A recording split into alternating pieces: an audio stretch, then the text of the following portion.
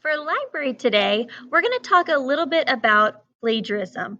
We're going to be talking about this for a while in this course, and it will go along with one of the projects that we will be doing. So if you were here at Unity Point last year, then you will have covered plagiarism with me. But if you've forgotten or if you're new, that's okay because we're going to dive into it a little bit this year. So plagiarism, what is it? It's taking someone else's work or ideas and passing them off as your own. So this can include websites, information you find on those, books.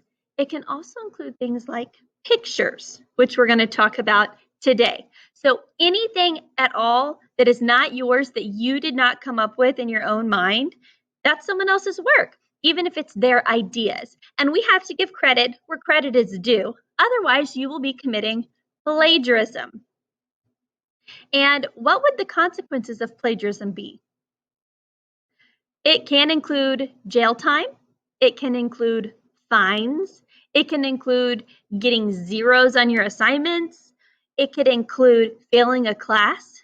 It could also include, if you're in college or something, getting kicked out of the program you're studying. So plagiarism is a really big deal, but we practice it in 5th, 6th, 7th, 8th grade so that by the time you get to high school, you will be pros at this. Today, we're going to talk about how to correctly cite images so that you can use other images that are on the web that you find, and you will not be committing plagiarism. Which you would think, if you find images on Google, wouldn't you think that those would be free to use? But they're not always listed as that. And so today I'm going to show you how to appropriately do that for this class so that you will not be committing plagiarism, and you will give credit where credit is due, because if someone spent a lot of time and energy into taking pictures that they're super proud of, don't you think it would be super disappointing if people took those and didn't even give them credit? So today, I will be following along on this handout. It's called Directions for Google Images Lesson, and it is attached to your assignment for this week. So this is what I will be going through. I probably won't click back and forth because that will get confusing, but I'm going to tell you these steps as I go through them so you can have this open when you complete your assignment as well. Use this as a guide so that you don't miss any steps, okay? Here we go. So the very first thing says to type your topic on Google Images. You need to go to Google Images first. And here I have pulled up Google Images. So now you want to type your topic, whatever it is you're studying. It might be a person, a place, it could even be an animal. I'm going to type in an animal because that makes it easy. I'm going to type in a snow leopard. Okay, so here pop up images that I can use. But first, I'm going to start with going through all the lists to make sure I can use these images. So number 2 says, at the top middle, click on Tools. So right here we see Tools. I'm going to click it. Number 3, choose Usage Rights. Right here it says Usage Rights. Number 4, change all. So I have to click it. Right now it's on all. And I'm going to change it to Creative Commons licenses.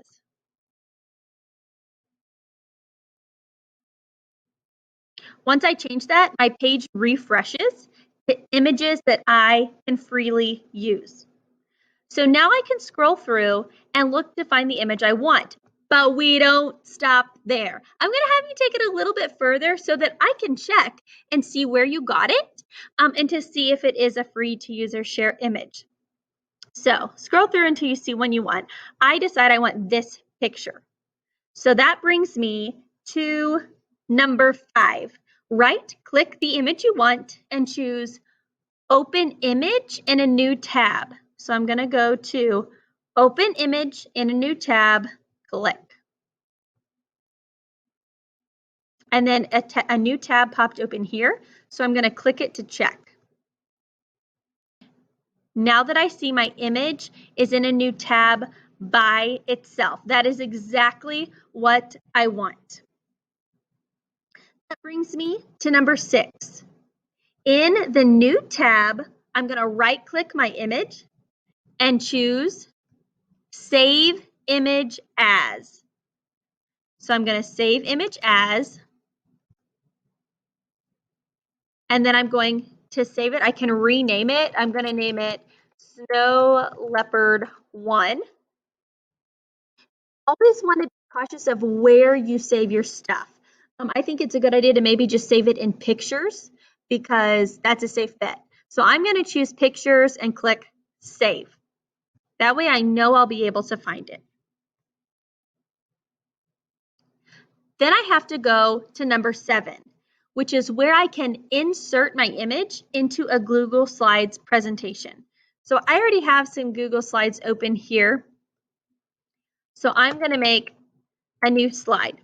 There are 2 different ways that I can insert this image. If I want it just as a picture, I can click Insert Image, and I'm going to upload it from my computer. This is on number 7. And then I'm going to go to my pictures, and I'm going to look for Snow Leopard 1, open.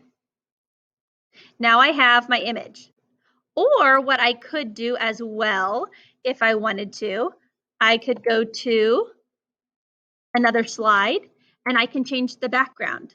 So I could choose background, choose image, and I can upload. I'm going to browse the same way. I'm going to go to pictures because I know that's where it is. I'm going to click on Snow Leopard 1. Now I have it as the background. So you can do either way, background or picture. That is number 7. So that brings us to number 8. Now I'm going to open a new tab and go to a new website.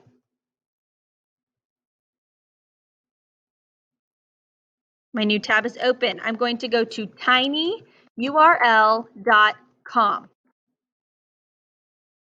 Once I have this open, I'm ready for number 9. In the tab with the image you opened by itself, I want to go to that, and I'm going to copy the URL, this very long gobbledygop, and I'm going to click Control-C to copy. Number 10 says that I go back to tinyurl.com. I'm going to click where it says enter a long URL to make tiny, and I'm going to paste it in there. This is number 10. Control-V to paste. Number 11, I click this Make Tiny URL button right here. Make Tiny. And it says the following URL was created. I'll move my picture over so you can see that huge, humongous URL. Oh my goodness, it's so long. Was now created. Look, it had a length of 12,151 characters, and now it has 28. That's why we make it tiny, so that it doesn't take up your entire slide. So I'm going to highlight right here my new tiny URL that's been shortened to 28 characters. Highlight it. This is number 12. I'm going to Control-C to copy. Now, my very last step, I go back to my slideshow presentation, and I have to paste this in here. So I could do it 2 ways. If it's on the picture, I want to make sure that nothing is highlighted. So this blue box that's highlighted right now, or the picture, I don't want that because it will erase the picture or the box. So I'm going to click out here into the gray area to make sure nothing is clicked on, and then I'm going to paste Control-V, and I get my tiny URL. I can make the box small. I can move it wherever I want it. I can put it under my picture. Or if you have it as the background, same thing. Click in the gray area on the side, Control-V. You can move your box around. It already highlights it in white for you so we can see it.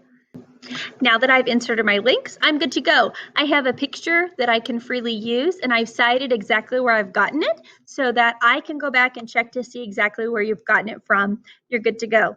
So make sure you follow along and do all 13 steps. I know that's a lot, but the more you do this, the faster you'll get at it. Also, you want to try to make sure to do all 13 steps in the same sitting, because otherwise you won't have your tabs still open probably to the websites you need to get to and to the pictures. And then if you go back the next day to try to find the pictures, a lot of times they vanish. It's like you can never find the same picture the next day. You try to do this all in the same sitting. If you have any questions, please email me or hop on our Zoom meets. See you next week. Bye.